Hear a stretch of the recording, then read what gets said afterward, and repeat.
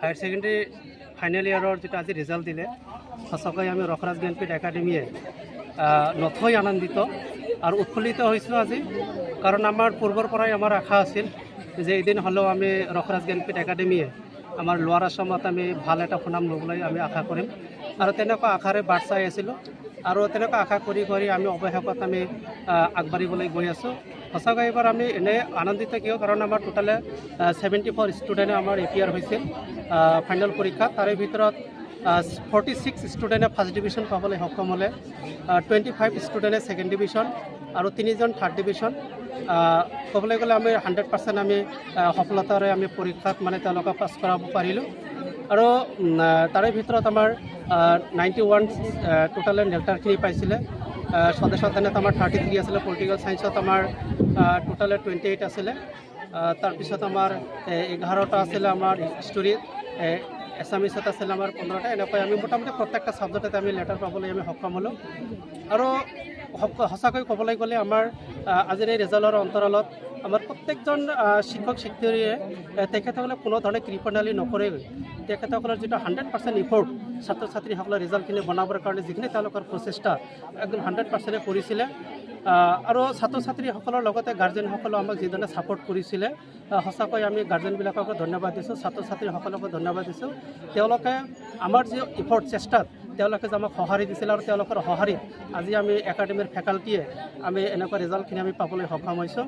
আমি আশা কৰিছোঁ এইখিনি ৰিজাল্টতে আমি সন্তুষ্ট নাথাকিম, যিহেতু আমাৰ অনাগত দিনত আমাৰ 2025-26 যিখিনি আমাৰ আকৌ এক্সাম হ'বলৈ গৈ আছে, সেইখিনি যাতে আমি ইয়াতকৈ আৰু যাতে বেটাৰ ৰিজাল্ট কৰিব পাৰোঁ, তাৰ কাৰণে আমি আজিৰ পৰাই আকৌ পূৰ্ণদমে আমি এটা ইনাৰ্জি ভাৱ লৈ আমি কাম কৰিম। সঁচাকৈ আমি আৰু এটা দুখ লগাও কথাও আছিল, আমি ইমান দিনে আমাৰ একাডেমীৰ তেনেকুৱা ধৰণৰ আমাৰ নথি পত্ৰৰ অভাৱখিনি আছিলে, কিন্তু আমাৰ সৌভাগ্যক্ৰমে 2024 চনত আমি একাডেমীৰ যিখিনি নথি পত্ৰ আমি সম্পূৰ্ণভাৱে পূৰণ কৰিব পাৰিলোঁ। আজিৰ দিনত আমাৰ একাডেমীৰ যিখিনি নথি পত্ৰৰ প্ৰয়োজন হয়, সকলোবিলাক আমি পাবলৈ সক্ষম হ'লোঁ, নিজৰ নামত কোড পাবলৈ সক্ষম হ'লোঁ। ছাত্ৰ ছাত্ৰীবিলাকে অনায়াসে দৰ্পণ পৰ্টেলত গৈ তেখেতলে এইবাৰ ফাৰ্ষ্ট ইয়েৰত তেখেতে এডমিশ্যন ল'ব পাৰে। আৰু এডমিশ্যন লোৱাৰ ক্ষেত্ৰত আমাৰ এই দুখীয়া অঞ্চলখিনিত প্ৰাইভেট হিচাপে হ'লেও আমি একেবাৰে কম মূল্যত, কম মাহিলীত আমি শিক্ষা দিবৰ কাৰণে আমি চেষ্টা কৰোঁ।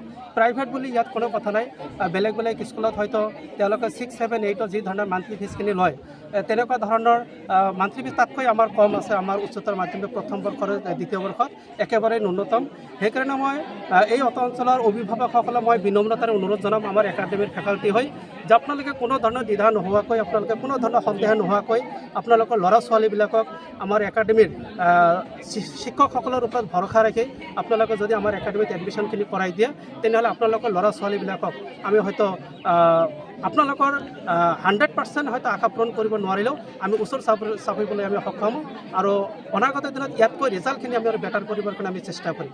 আপোনালোকৰ বিদ্যালয়ত কি মানে ষ্ট্ৰীম আছে? আমাৰ বিদ্যালয়ত সঁচাকৈ আমাৰ ছায়েন্স নাই, আমাৰ আৰ্টছ ষ্ট্ৰীম হয়, এটা ষ্ট্ৰীম আছে আমাৰ 9, 10, 11, 12। আৰু আমি এইবাৰ নতুনকৈ আমি লঞ্চ কৰিছোঁ আমি 6টো, কাৰণ আমাৰ তুলনামূলকভাৱে আমাৰ মেট্ৰিকৰ যিটো SSLC ৰিজাল্টটো তুলনামূলক অকণমান বেয়া হয়, কাৰণ আমাৰ যিহেতু লোৱাৰ ক্লাছ আমাৰ নাই, যিহেতু আমাৰ এই অঞ্চলৰ হাইস্কুলৰ পৰা যিবিলাক ষ্টুডেণ্টে ইণ্টাৰভিউত যিবিলাক মানে এণ্ট্ৰিছত ফেইল কৰি আহে, তেখেতসকল আমাৰ ইয়াত এডমিশ্যন লয়। আৰু তেনেকৈ ষ্টুডেণ্ট আমি বহুতো পালোঁ, তেওঁলোকে ৰিডিঙো পঢ়িব নোৱাৰে, ৰাইটিং স্কিলখিনি তেওঁলোকৰ বেয়া। কিন্তু সেই 2 বছৰীয়া যাত্ৰাকালত ছাত্ৰ ছাত্ৰীবিলাকক আমি অকণমান চেষ্টা কৰি তথাপি আমি মোটামুটি ফাৰ্ষ্ট ডিভিজন, ছেকেণ্ড ডিভিজন ধৰাবলৈ সক্ষম হওঁ। আমি আশা কৰিছোঁ যদি আমি গ্ৰাছৰুট লেভেলৰ পৰা বা 6, 7ৰ পৰা যদি আমি উঠি আহোঁ, তেনেহ'লে হয়তো আমাৰ হায়াৰ ছেকেণ্ডেৰী ছেকেণ্ড ইয়াৰৰ নিচিনাকৈ আমি SSLC ৰিজাল্টখিনিও তেনেকুৱা ধৰণৰ আমি সফলতা লাভ কৰিম বুলি আমি আশা কৰিছোঁ।